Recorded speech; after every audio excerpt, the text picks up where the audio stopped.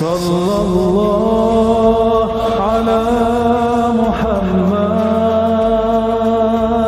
Sallallahu alaihi wasallam Sallallahu ala Muhammad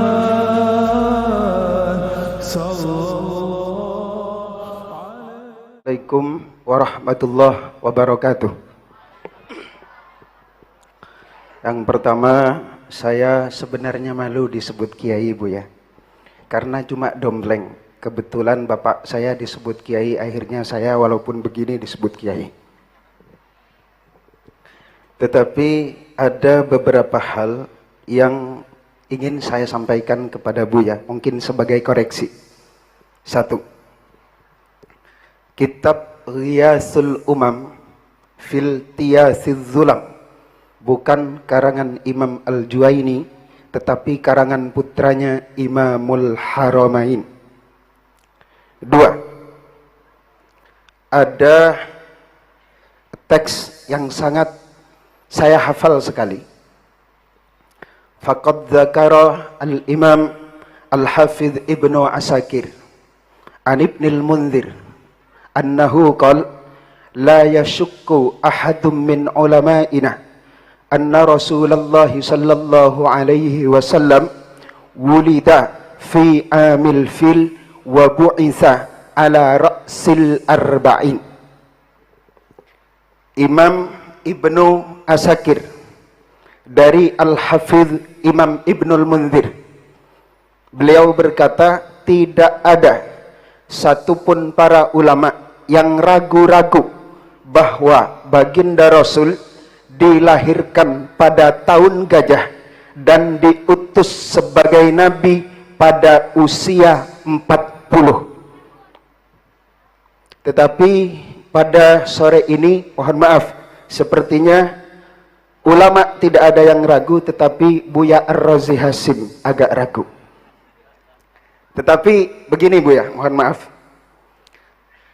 saya hari ini hadir sebagai salah satu pengurus Aswaja NU Center. Kalau Buya tadi mengatakan ada hadis mata kunta nabiyan, kapan engkau ya Rasul dijadikan sebagai nabi oleh Allah Subhanahu wa taala?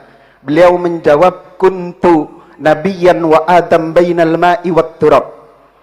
Kalau hadis itu yang dijadikan dasar bahwa baginda Rasul secara formal baru sudah menjadi Rasul sebelum dunia ini diciptakan, maka saya hari ini mau mengatakan bahwa saya sudah sejak dulu menjadi pengurus Aswaja NU Center sebelum dunia ini diciptakan.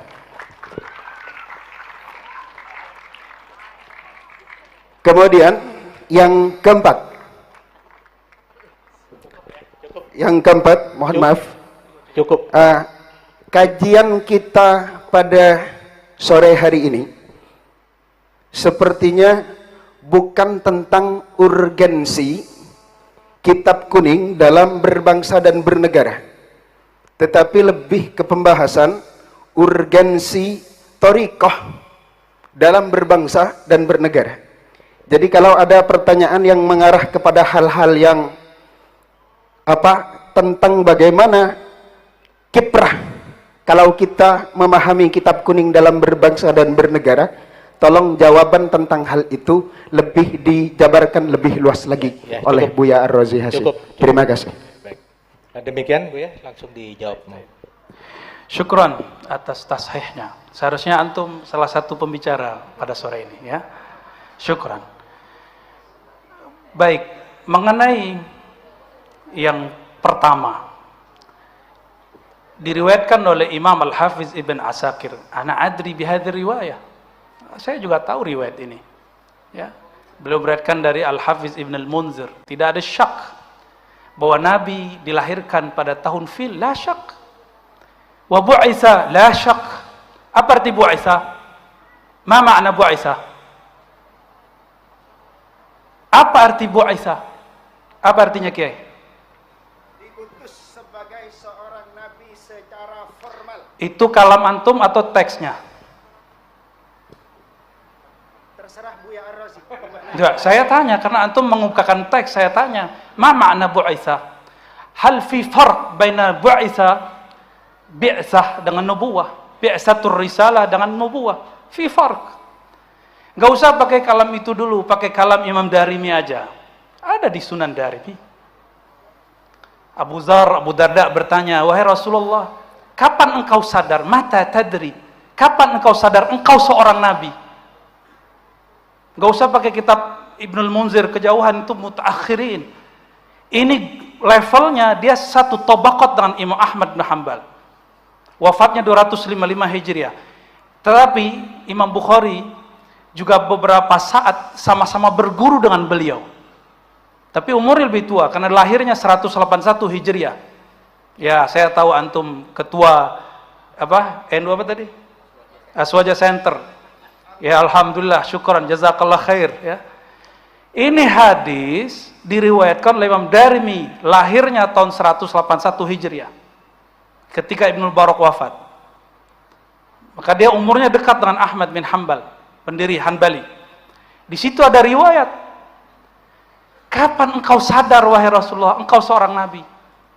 Jawaban Nabi SAW apa? Ketika aku bermain dengan anaknya Halimah, tiba-tiba dadaku dibedah, diambil oleh dua sosok terbang dari atas. Itu beliau sadar beliau seorang nabi. Antum umur segitu sudah sadar belum jadi ketua NU Center? Aneh tanya serius, udah sadar belum? Syai'ani mukhtalifani. Dua hal yang berbeda. Antum menyadari sebagai ketua NU Center beda dengan Nabi SAW. Dua hal yang berbeda.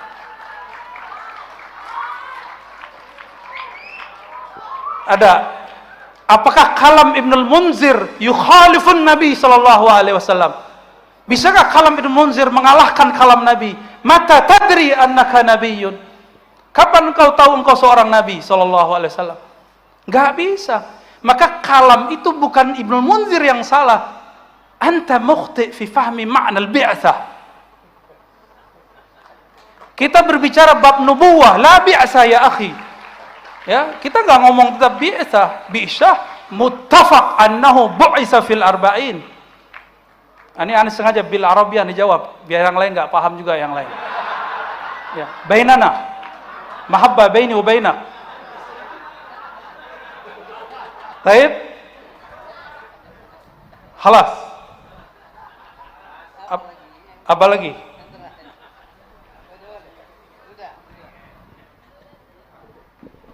Baik, semakin sore kayaknya semakin seru ini. Apalagi nanti kalau Ibu Nyai sempat juga menyampaikan pemikiran-pemikirannya tentang tema kita pada sore hari ini. Oh, yang terakhir soal thariqah. Ya, khalas. Adakah thariqah tidak pakai kitab? Kalau ada bid'ah, dalalah. Maka antum lihat, saya berbicara kenapa saya bawa tentang nuansa spiritual dalam bab kitab. Karena saya menemukan justru kebangkitan rohani spiritual saya ada di dalam kitab. Mungkin kita beda pandangan, gak masalah. Dan saya melihat orang-orang yang membackup negeri ini, salah satunya orang yang baca kitab dan dia seorang mursyid thariqah. Dulu presiden yang lama juga sama, sebelum presiden ini. Kalau dia lagi ada masalah, dikumpulkan mursyid-mursyid kiai-kiai ke istana, zikiran la ilaha illallah. Ada. Mereka cuma ngamalkan satu hadis qudsi, la ilaha illallahu hisni. La ilaha adalah bentengku. Siapa yang masuk bentengku aman dari gangguan, ya.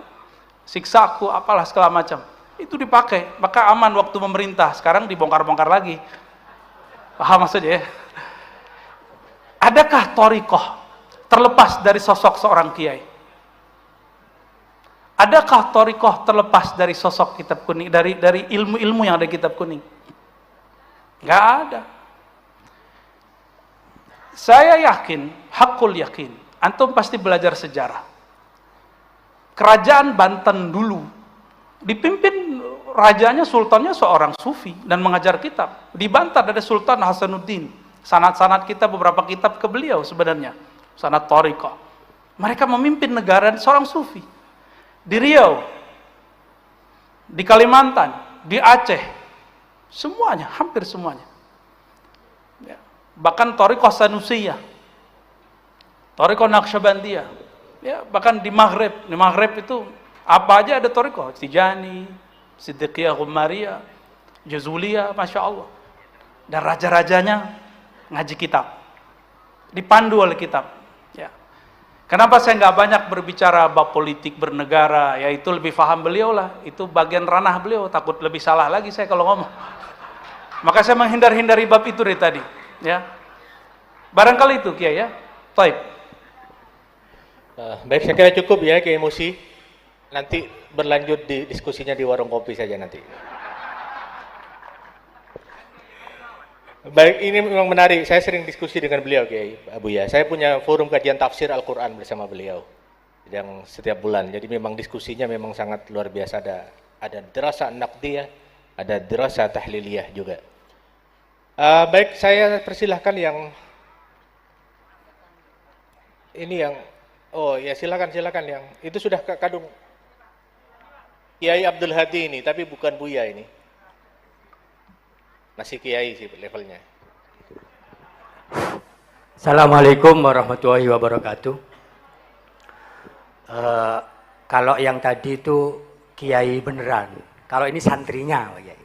Santrinya Buya. Saya mengikuti channelnya Buya Rosi lebih 2 tahun. Alhamdulillah sejak corona jadi aktif mengikuti dengan nuansa kontroversinya. Tadi pemandu belum menjelaskan Buya ini sudah menikah setahu saya di YouTube ya. Jadi tadi kalau ada yang menawarkan Mbak Kiai masih ada 2 putrinya, tidak tahu kalau mau menambah. Terus ini supaya nggak serius, yang 2 tadi sangat serius Buya. Saya ini sekarang yang tidak serius, Yang pertama yang saya tidak serius, saya mengharapkan Buya itu ngajar melalui channelnya, ya mungkin punya channel sendiri, walaupun yang saya tahu di YouTube-nya itu beraneka ragam di masjid-masjid atau di majelis-majelis yang diadakan oleh artis-artis, sehingga kita bisa mengikutinya. Itu satu. Yang kedua, ini selama saya mengikuti pengajian-pengajian Buya di YouTube, ada satu hal yang sampai sekarang mengganjal dalam diri saya. Bagaimana menyatukan akal, hati untuk satu arah. Dalam pengertian satu arah bisa menjadi hamba yang soleh di hadapan Allah. Kadang-kadang bertentangan antara yang ada di akal dengan yang ada di hati. Yang kedua, ini Buya terkait dengan penjelasan-penjelasan soal ilahiyah. Kadang-kadang akal sangat terbatas memahami soal ketuhanan.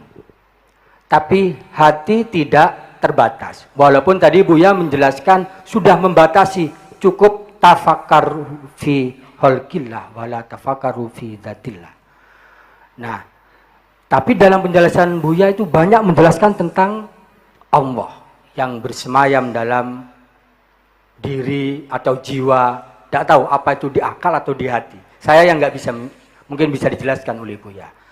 Terakhir, terkait dengan Kiai Haji Abuya Busro Karim, tadi Buya meminta untuk bisa mendirikan Thariqah. Saya setuju itu. Thariqah siasa. Ini tambahan informasi ke Buya. Beliau ini ketua DPRD 2 periode, bupati 2 periode, ketua partai nggak ketemu periodenya. Artinya kalau dalam soal Thariqah siasa cukuplah beliau politisi yang soleh, dan insya Allah yang hadir di sini ini banyak santri beliau dalam soal politik. Dalam soal kitab saya juga sering mengikuti channelnya walaupun sering putus-putus. Seperti kata Buya tadi, mungkin pengelolanya masih perlu belajar IT lagi ya. Kalau yang Buya tidak langsung live enak terus karena memang dia kelola oleh pengelola yang profesional. Itu Buya, saya pikir tadi perdebatan-perdebatan yang muncul jangan menyebabkan bahwa perbedaan yang ada antara kita dan kehadiran Buya di sini membuat Buya kapok untuk hadir di Sumeneb khususnya dan di Madura. Kita semua walaupun tidak nyantri langsung kepada Buya, tapi kita nyantri melalui online. Terima kasih. Wallahul muwaffiq ila aqwamit thoriq. Wassalamualaikum warahmatullahi wabarakatuh. Assalamualaikum warahmatullahi wabarakatuh. Tidak ada perbedaan ya kalau semuanya disikapi secara dalam konteks munadharah. Saya kira tidak ada perbedaan. Semuanya sama dalam konteks melengkapi pengayaan khazanah kita tentang keislaman. Yang kedua tadi bahwa moderator memang tidak disuguhi kurikulum vitae. Jadi tidak sempat memperkenalkan beliau karena saya melihat bahwa al-ma'ruf la yu'arraf. Jadi orang yang sudah terkenal tidak perlu diperkenalkan lagi. Karena yang qabilu al-mu'athira itu hanya nakiratun. Sementara Buya sudah makrifat di mana-mana di channel YouTube-nya. Alhamdulillah kali ini kita datangkan langsung beliau dan sempat mengaji kepada beliau. Baik, pertanyaan soal akal dan hati Buya. Jadi hubungannya seperti apa? Kemudian suluk ilahiyah dan tariqah Kiai Bushra ini. Silakan. Ya, tariqah al-Bushrawiyah. Ya. Baik, Bapak Ibu, para kiai, para bocah mahasantri. Tadi ada yang terbakar kayaknya. Santai aja. Allahumma shalli ala Sayyidina Muhammad ya. Jidal munazarah bahsul masail itu masa lalu. Makanya saya menghindari biasanya jidal-jidal. Ya. Mohon maaf Kiai ya. Saya menghindari sekali karena kalau dipancing takutnya masuk. Sayanya masuk nggak bisa keluar. Ya, itu pesan dari guru saya ya. Tapi kalau ada yang bertanya dan ada yang mau mubahasa, saya terima. Ya. Tapi saya nggak akan datang kalau diundang debat. Tapi kalau mau datang, tafadhal. Ana maftuh. Ana maftuhu ra'yan, aqlan wa qalban, insyaallah. Ya. Nggak ada masalah.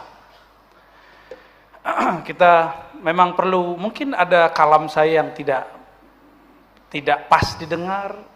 Ya seperti kalam Ibnul Munzir pun seorang kiai bisa beda faham antara saya dan beliau kan bisa beda faham. Ya. Apalagi jika itu muncul di dalam sosial media. Itu sangat mungkin ya. Makanya saya kemudian berinisiatif dari dulu kalau kajian kita pakai kitab. Jadi ketika mau bahasa kita kitab dengan kitab. Tapi setahu saya sepanjang ini berdebat dan melihat sejarah perdebatan, orang berdebat kalah tidak terima, menang pun tidak ada rasa apa-apa. Dua-duanya kalah di sisi Allah. Karena dua-duanya sama hatinya keras. Satu hati keras merasa menang, merasa benar. Satu hati keras karena merasa malu. Itu kenapa Allah mengharamkan jidal. Yang boleh itu tas'al. Ya, yang tidak menyebabkan isa'ah fil qulub. Qaswah fil qulub. Ya. Syukran tadi masukannya dari Pak siapa tadi? Ustaz Abdul Hadi ya. Insya Allah nanti kita buat channel sendiri. Insya Allah nanti ya. Insya Allah. Mungkin cari waktu yang kosong dulu lah kita. Ya.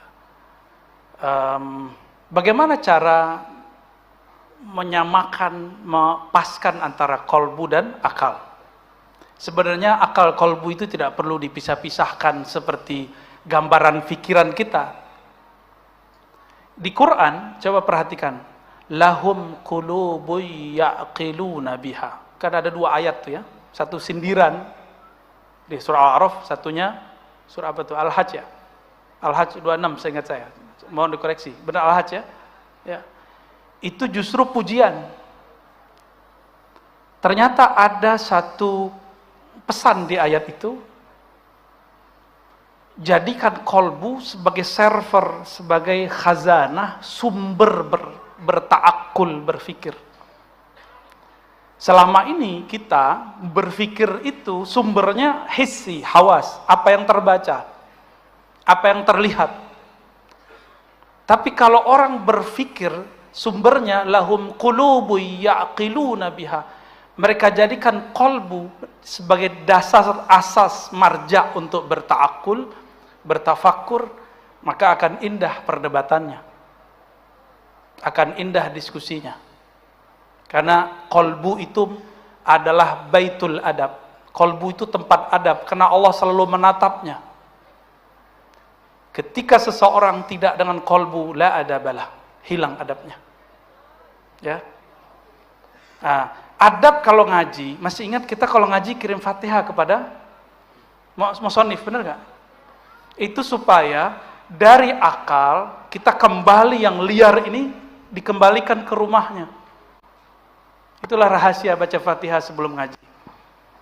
Ya, tadi mungkin kita belum baca Fatihah sebelum ngaji, tapi kan tadi sudah dimulai doa, ya enggak? Ya. Mungkin kita berdoa belum pakai kolbu, barangkali. Nah, itu yang membuat kita ketika ngaji, gurunya siapa aja, itu nggak akan bisa memilah nanti. Ya, barangkali itu.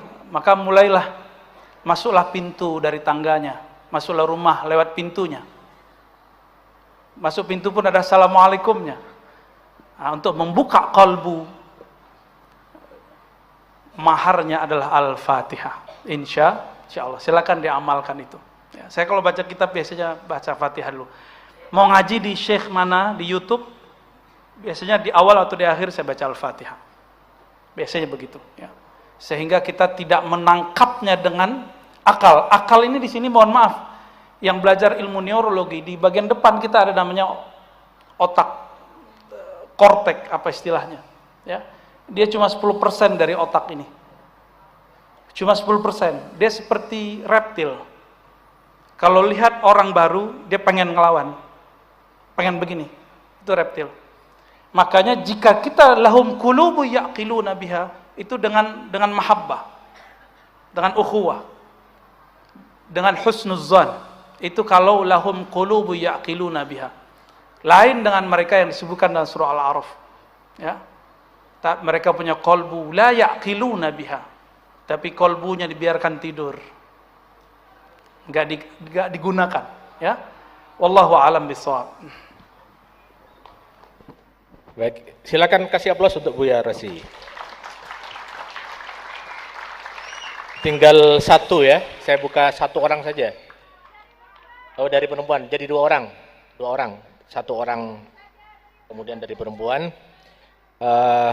Soal Thariqah Busrawiyah tadi, silakan ikuti pengajian hikam tiap bulan. Beliau yang ngasuh dan beliau menyajikan hikam dari sisi siasah, dari sisi budaya dan secara lengkap. Jadi saya kira nanti akan itu menjadi cikal benih cikal bakal lahirnya Thariqah Busrawiyah dari Syadiliyah. Baik, saya persilakan Habib, kemudian Afwan Habib, la a'rif ismakum. Nyizen Nafayat. Bismillahirrahmanirrahim. Buya Rozi, teringat ada hadits qudsi Allah Subhanahu wa taala berfirman kepada Nabi Allah Musa, "Idza ra'aita 'abdi yukthiru dzikri fa ana adzintu lahu fi dzalik wa ana uhibbu." Kira-kira Buya, bagaimana caranya supaya Allah Subhanahu wa taala selalu mengizinkan kita untuk mendekatkan diri kepadanya sehingga kita bisa dicintai olehnya. Sedangkan untuk bangun malam kadang susah. Itu Buya. Yang kedua, saya yakin orang-orang seperti Buya ini termasuk orang yang diizinkan oleh Allah untuk memberikan tausiah, untuk ingat kepada Allah. Berarti Buya termasuk adzintulahu. Dan saya berharap berdirinya saya di tempat ini, karena ini saya selalu diingat dengan Buya, ada seorang Habib yang bertanya di Sumeneb kepada Buya. Karena saya yakin pandangan Allah saat ini tertuju kepada Buya. Sehingga di saat Allah Ta'ala memandang hati Buya, ada nama saya di hati Buya, sehingga saya juga dipandang oleh Allah Subhanahu Wa Ta'ala. Terima kasih. Assalamualaikum. Langsung apa? Ya, silakan Nyizen yang terakhir.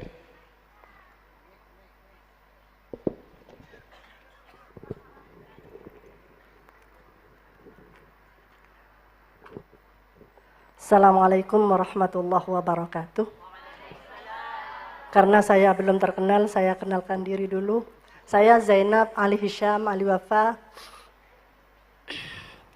Kebetulan saya tidak sekolah Buya. Saya hanya sekolah formal di MINU dan saya tidak pernah mondok. Jadi saya ingin bertanya barusan tentang apa yang Buya katakan terakhir, yaitu tentang mahabbah. Guru saya pernah mengajarkan, pernah berkata, ad-din al-hubbu. Dan suami saya mengatakan ad-din at-taklif. Sedangkan kakak saya mengatakan ad-din al-aqlu. Karena la dina liman la aqlalah. Kembali kepada mahabbah, saya ingin bertanya bagaimana tentang ad-din al-hubbu menurut pendapat Buya sebagai ahli thariqah. Demikian, Assalamualaikum warahmatullahi wabarakatuh.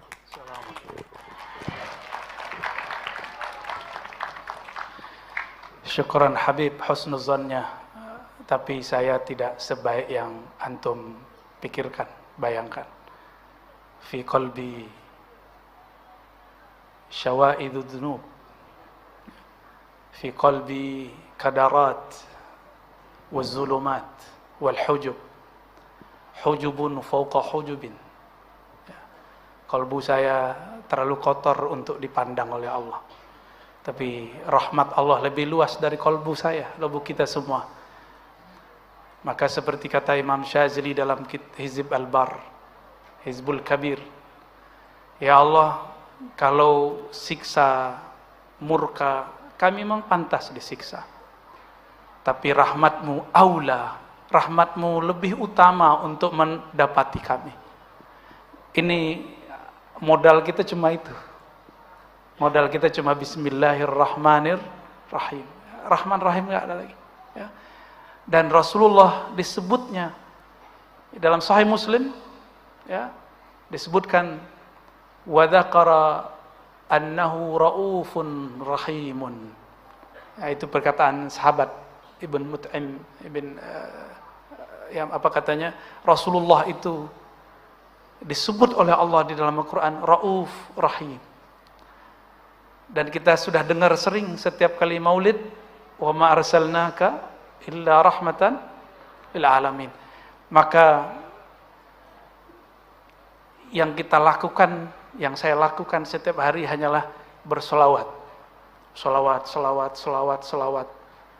Karena solawat itu semoga dengan solawat ini Allah mengizinkan nama kita ada dalam daftar syafaat Rasulullah Sallallahu Alaihi Wasallam. Yang dipandang Allah kan cuma kolbu Rasul. Jika di dalam kolbunya ada nama kita yang bersolawat, kita nastahiqu bi syafaatihi insyaallah. Ya. Tentu orang-orang yang tidak mau solawat bukan berarti dia nggak mau solawat, dia mungkin belum ada waktu aja. Ya. Husnuzon juga kita mau orang. Taib.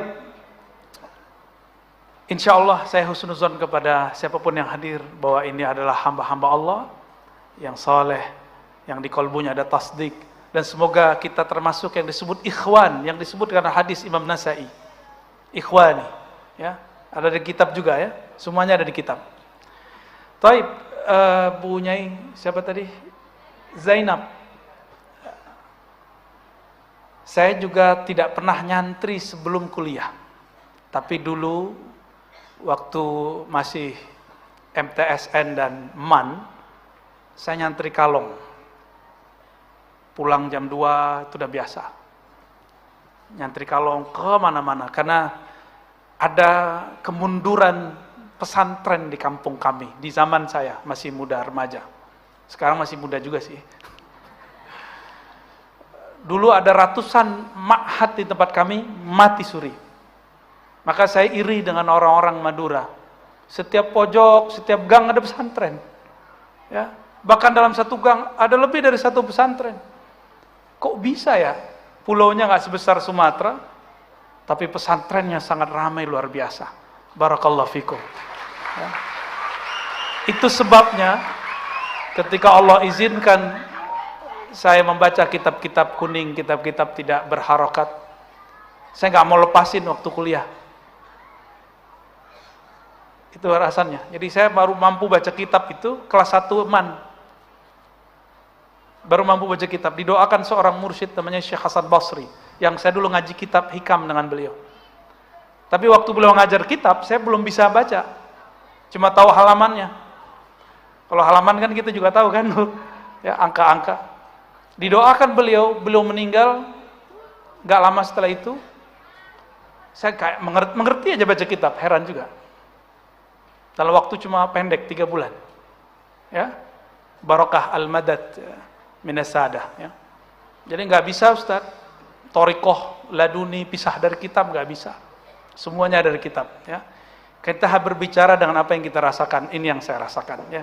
Dalam saya, kenapa kemudian muncul nasionalisme dalam diri saya, muncul hubbul watan dalam kolbu saya, itu karena hasil baca kitab. Ya. Lalu apalagi tadi pertanyaannya? Ya, ada ungkapan, ini ingat, ini bukan hadis. La aqla liman la dinalah, itu bukan hadis. Tapi itu ungkapan ulama. Sama dengan awaluddin ma'rifatullah, itu bukan hadis. Itu kalam ulama. Ya. Tidaklah ada agama bagi orang tidak ada akal. Maka ad-din aqlun. Tapi ingat, ini athar falsafah. Ini pengaruh falsafah dalam beragama. Lalu bagaimana dengan ad-din taklif? Agama itu beban, tugas. Ini atharul fuqaha. Pengaruh ahli fikih. Lalu ad-din al-hub. Ini pengaruh dari ahlul ihsan. Jadi lengkap sudah. Ini bukan untuk dibenturkan, tapi ini 3 jalan yang harus 3 rukun yang mesti digabung. Fama huwa ad-din? Ad-din salasah. Al-aqlu wat-taklifu wal-hubbu. Itulah Islam, iman, ihsan. Dan semuanya ada di kitab. Ya. Jadi hub itu cinta. Kalau agama hanya diartikan Ustadz boleh nggak ini, Kiai boleh nggak ini, Abuya apa hukumnya ini? Itu taklif. Seakan-akan beragama itu beban. Tapi ini harus diketahui, karena ini wajib syar'i. Fardu ain kah itu, fardu kifayah kah itu. Tapi kalau sudah orang masuk ke bab mahabbah, yang tadi dikira itu taklif jadi nggak taklif. Ini sebagai contoh, suami istri menghidangkan nasi, makan buat suami, kalau itu nggak ada rasa cinta, beban nggak? Minta gaji ibu-ibu, sanggup nggak gaji ibu? Nggak sanggup kita ngaji istri-istri kita, nggak sanggup. Babysitter berapa gajinya? Orang yang masak berapa gajinya? Belum lagi urusan-urusan yang lain yang kita nggak boleh ceritakan. Nggak bisa digaji itu. Laulal hub, kalau bukan karena cinta, nggak mungkin. Nggak mungkin itu. Atas dasar itulah dalam surat Ali Imran, Kul in kuntum tuhibbunallah. Agama itu dibangun dari, jika benarkah engkau cinta kepada Allah, fattabi'uni, maka ikuti aku. Jika kepada Allah cinta, maka ikut Nabi mesti cinta. Ini yang dibahas oleh ayah dari guru saya, Syekh Taufik Al-Buti, menulis kitab, ayahnya Muhammad Sa'ir Ramadan Al-Buti, Fiqhus Sirah. Di bagian pembahasan tertentu beliau mengkritisi Syekh Albani. Syekh Albani ini mengatakan ittiba' Nabi cukup zahirnya. Ittiba'nya ittiba' terhadap amaliyahnya, bukan ittiba' hub, bukan ittiba' tabi'i. Itulah sebabnya Albani mengharamkan, menganggap syirik tabarruk. Tabarruk, tahu tabarruk ya? Ada asar Nabi peninggalan Rasulullah lalu kita kita bekas kiai apa kita ambil. Itu bagi Albani itu bid'ah. Ya. Kita setiap kali mahal qiyam kita berdiri, benar nggak? Itu kan tafaulan dengan hadirnya Nabi di kota Madinah. Meskipun negeri kita ini nggak sama dengan Madinah, semoga Allah madinahkan negeri kita, gitu maksudnya. Bagi dia itu syirik atau minimal bid'ah. Syekh Saleh Fauzan yang kitabnya sekarang dipakai di beberapa kitab pesantren-pesantren modern mengatakan bahwa maulid Nabi itu bid'ah. Gawat gak tuh? Sekarang dipakai di pesantren. Semoga pesantren ini terjaga dari kitab-kitab tersebut. Masih ada NU Center ya. NU Center yang jaga ya. Jangan sampai ini kitab-kitab takfiri, tabdi'i ini berkembang di pesantren kita, Ahlus Sunnah wal Jamaah. Monggo Kiai menjadi panglimanya di situ. Ya. Cukup ya. Jadi ad-din salasah. Al-aqlu wal amalu taklif, dan ketiga ini puncaknya al-hubbu. Itulah al-mar'u ma'aman ahabba. Seseorang akan wusul bersama dengan yang dia cintai. Semoga Allah berikan kita cinta itu. Amin ya rabbal alamin. Baik, terima kasih Buya Ar-Razi Hasim. Kita kasih aplaus yang meriah untuk beliau. Baik, demikian kita harus akhiri halaqah ilmiah pada kesempatan kali ini. Kita sudah banyak mendapatkan pencerahan dari beliau. Intinya saya menyampaikan bahwa semua harus berdasarkan kitab kuning. Sallallahu ala Muhammad sallallahu